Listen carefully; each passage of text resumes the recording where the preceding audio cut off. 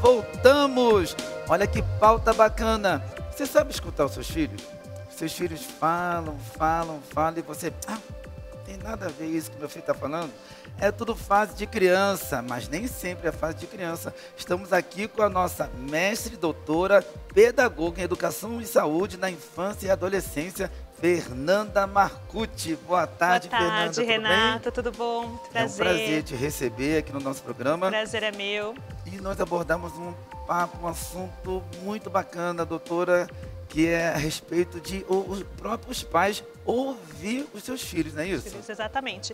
O quanto é importante nós escutarmos as crianças, né? E o quanto que as crianças, elas nos falam, não apenas por meio da linguagem oral, mas por outras formas também, que as crianças, elas vão nos dando os sinais do que elas querem através, não só da fala, mas também por brincadeiras, pelos gestos, de várias formas que elas podem nos dizer coisas.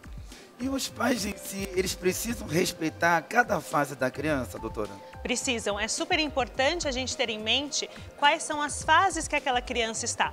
Porque a gente não pode ultrapassar fases também, né? Muitas vezes a criança pequena, ela está naquela fase de descoberta, de conhecer mais as coisas e algumas vezes os pais falam assim, não mexe nisso, não mexe naquilo, porque nós temos esse costume de não mexe em tal coisa porque vai quebrar. Vai quebrar, exatamente. É verdade. E às vezes a criança, na verdade, ela quer só descobrir aquele espaço.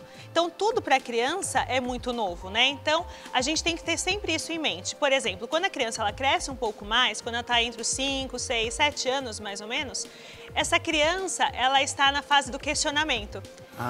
Que é a fase que os pais também se irritam muitas vezes, né? E falam quando assim... você fala de fase de querer aprender, é quando... me fugiu a mente aqui o que você estava falando. Do questionamento. Do questionamento, isso, obrigado. Imagina. A respeito do questionamento, que é diferente daquela criança que é muito mimada.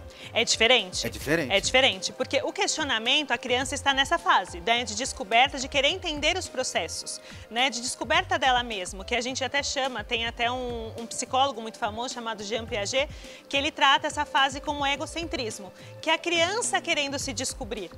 Mas, ao mesmo tempo, é muito diferente da criança mimada, porque aquela criança mimada é cansativa e ela quer tudo ao tempo dela. Ao tempo dela. Exatamente. E isso acontece muito, doutora, das mães de primeira viagem. Muito. Que a mãe de primeira viagem, é meu primeiro filho, olha que lindo, que isso, que aquilo. É só ela que toca, só ela que, que faz tudo. Eu já percebi que muitas mães de primeira viagem, elas dão muito erro nesse ponto, não é verdade? Muito. As mães, né, os pais, os familiares, os avós, tanto Sim. paternos quanto maternos, o que eles estragam a criança no bom sentido, porque muitas vezes a gente deixa a criança fazer tudo.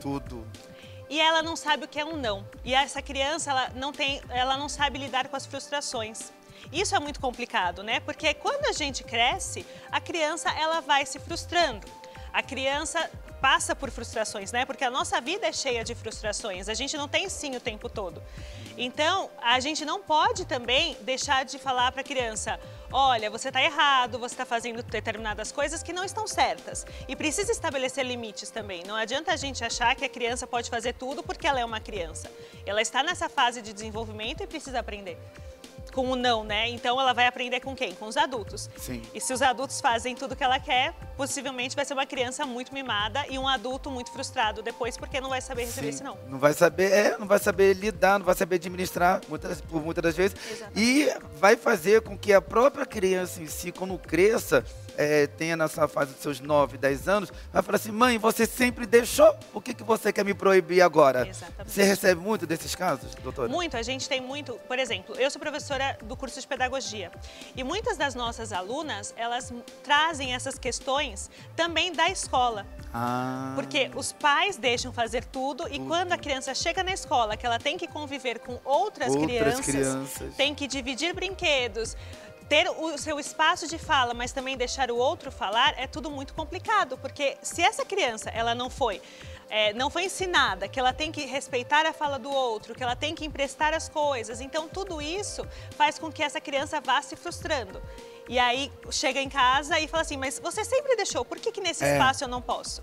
Que são os maiores casos de indisciplina que a gente tem, não só na escola, mas também em casa. Nossa, e isso você já está aí nessa caminhada já há um bom tempo e poder lidar com essas as informações que as próprias mães passam concernente aos seus filhos. Você tem uma dica, lógico, que você tem uma dica para essa mãe que está nos assistindo, para não fazer e repetir novamente. E para aquele que já está com 9 anos, 10 anos, como administrar isso? Essa mãe deve estar desesperada. Doutora Fernanda, me ajuda, pelo amor de Deus. Sim, mas é muito comum nós termos essas queixas dos pais e também de professores, né, de não saber lidar com essas crianças e que acham que a indisciplina está ali posta. Eu sempre conto de um exemplo que eu tive na França quando eu fiz meu doutorado, um pedaço do meu doutorado, e na França, não sei se você conhece um livro que são As Crianças Francesas Não Fazem Manha. Já ouviu falar? Não ouvi falar ainda. Esse livro, ele é famoso para as mães e pais de primeira viagem, porque as crianças francesas, de fato, elas são muito educadas, muito comportadas. E um dia que eu estava em Paris, numa estação de trem, tinha uma criança carregando a mala pela mãe. Uau. Ela carregava a mala, a mãe tranquilamente, eram 2 crianças, né? Uma maiorzinha e uma menorzinha. As 2 carregavam as malas e a mãe andava. Então, a criança francesa, muitas vezes, ela tem já esse senso de responsabilidade que é dado pelos pais. Coisa que muitas vezes nós, pais brasileiros, professores brasileiros, nós não temos, não damos para a criança esse senso, essa necessidade de responsabilidade. A gente faz muita coisa pela criança. Então, você, mãe, pai, é importante dar responsabilidade para a criança. E não achar que porque ela é criança, porque ela é pequena, ela não consegue fazer. Ela consegue fazer muita coisa. Claro, no tempo dela, algumas coisas não vão sair de primeira, como a gente espera, né? Porque sim, claro. É normal que a criança não consiga resolver tudo de uma primeira vez, mas é importante você ensinando esse senso de responsabilidade aos pouquinhos. Isso, ensinando também o que é a vida, não deixando o teu filho muito no luxo, porque graças a Deus eu agradeço muito a vida da minha mãe que está assistindo o programa agora, que nos deu educação para toda a minha família, que nós começamos de baixo mesmo, entendeu, Fernanda? Doutora, aprendendo a fazer os afazeres de casa, lição de casa mesmo, não só o da escola, mas lição de casa que é aprender a fazer uma limpeza, até educação, até postura, até caráter, porque quando você ensina, os pais ensinam os filhos a educação que vem de dentro de casa, você consegue ficar bem tranquila com a educação, o caráter, o respeito que os teus filhos vão dar do lado de fora, não é verdade? Exatamente. A educação de casa, que a gente chama de primeira socialização da criança, que é o contato inicial que a criança tem com a sociedade, que é com a família mesmo. Então, se a criança aprende de casa, tudo quando ela vai para a vida, né, para a rua, para a escola, para fora do seio familiar, né, tudo fica muito mais fácil. Essa criança, ela vai adquirindo essa responsabilidade e percebendo que não dá para fazer tudo o que ela quer naquele momento, que não é tudo do jeito que ela quer. Então, é muito importante, essa educação familiar, ela é fundamental. Então, a educação que vem dos pais, da família da criança, ela é fundamental mesmo. E também eu gostaria que você falasse, doutora, sobre aquela mãe que é mãe e pai ao mesmo tempo. Porque, não que minha mãe nunca separou, a única que separou os meus pais foi a morte. Sim. Minha mãe foi fiel, meu pai pela vida toda, nunca houve separação. E o que fez haver a separação deles foi só a morte. Mas teve uma fase do meu pai, que meu pai ficava mais do lado de fora do que dentro de casa. Mas só que aí minha mãe conseguiu dar toda a educação, todo o carinho, o respeito para mim e para os meus irmãos, que nós somos um total de 4. E eu queria que você deixasse uma dica para aquela mãe que está nos assistindo agora, para ela não ficar assim, se achando inferior, no sentido de não ter um companheiro do lado dela e ficar botando culpa no marido. Mas, doutora Fernanda, até que eu entendo o que você está passando para a gente que está assistindo, mas só que eu não tenho marido. Meu marido me abandonou com filho com 2 anos de idade, ou então na barriga, e não tenho filho. Mas só que a doutora vai te explicar tudinho agora como você deve educar seu filho. Eu passei por isso. Passou por isso também? Passei por isso. Minha mãe se separou do meu pai quando eu era muito nova. Então, eu fui criada praticamente por mãe solo, que é o que a gente chama hoje. Então, as mães que são solteiras, são separadas, divorciadas, viúvas, não tem que se preocupar por estar sozinha e por não ter um companheiro, porque eu sempre digo, né, se eu sou quem eu sou hoje, eu devo à educação que minha mãe me deu. E ela, por muito tempo, foi sozinha. né? Não teve apoio de nenhum homem para ajudar. Claro que os homens na educação de uma criança são super importantes, mas a gente sabe que no Brasil existem muitas mães solo. A grande parte das mulheres, principalmente as mulheres de baixa renda, são mães solo, infelizmente.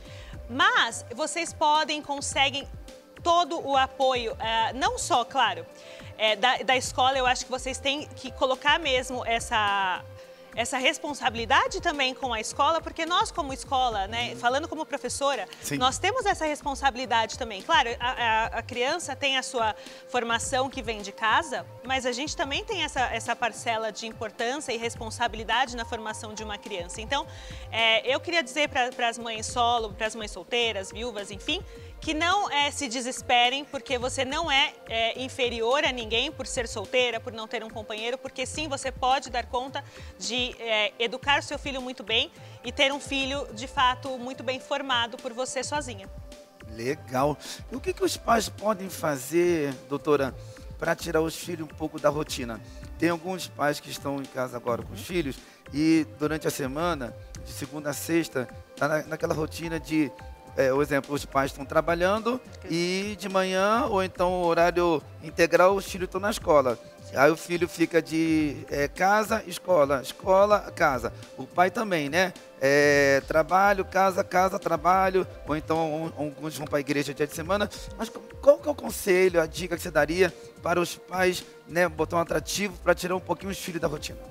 Isso é ótimo, porque muitas vezes a gente, nessa rotina maluca da nossa vida, né, a gente acaba não tendo tempo de estar mais com as crianças, né? E as crianças, muitas vezes, nos celulares, nos tablets, nos computadores, passam muito tempo com a tecnologia, muito né? Tempo. E às vezes a gente esquece desse olho no olho, da importância de olhar a criança ali brincando. Então, eu acho que as atividades que são feitas em casa, para sair um pouco dessa rotina e aproveitando também, né, amanhã é dia das crianças, que a gente pode fazer alguns tipos de atividades. Então, construa brinquedos com seus filhos. Às vezes, com pequeno material reciclável, você consegue construir. E esse momento de olho no olho mesmo, de construção em conjunto, faz toda a diferença para a formação da criança. Às vezes, leve a criança para a cozinha, faça algum doce, alguma coisa que vocês gostem, que vocês compartilham, porque isso também é uma forma de mostrar o afeto para a criança. Né? Então, atividades dentro de casa, às vezes você fala assim, mas eu tô sem dinheiro para sair, para levar meu filho num parque ou para levar meu filho para jantar, almoçar fora. Mas você pode fazer dentro de casa muita coisa para que você e essa criança tenham ainda mais afinidade, né? Porque isso é importante, ter afinidade. Porque às vezes, mesmo entre pais e filhos, a gente não tem tanta afinidade. Então, esse momento é bacana. Verdade. E só lembrando o pessoal de casa que responsabilidade e compromisso, quando você fala de filhos, não é ficar empurrando para ele o tablet, não é ficar empurrando o celular, não faz isso não, porque você está mal educando eles.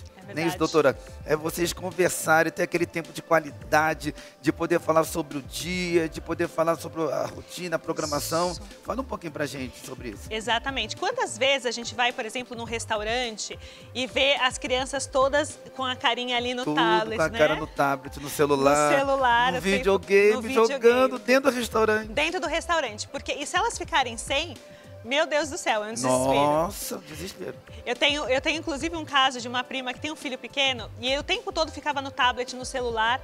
E ele, por exemplo, ela chamou ele para ir para Disney, um parque da Disney. Você imagina isso. Ele falou assim, não, eu não quero porque lá não tem Wi-Fi. Ah, você tá brincando. Tô falando sério. Então... Caramba! A gente tem que tomar muito cuidado com essas coisas de tecnologia. Claro, elas são super importantes. Fazem parte da nossa vida, né? Mas o tempo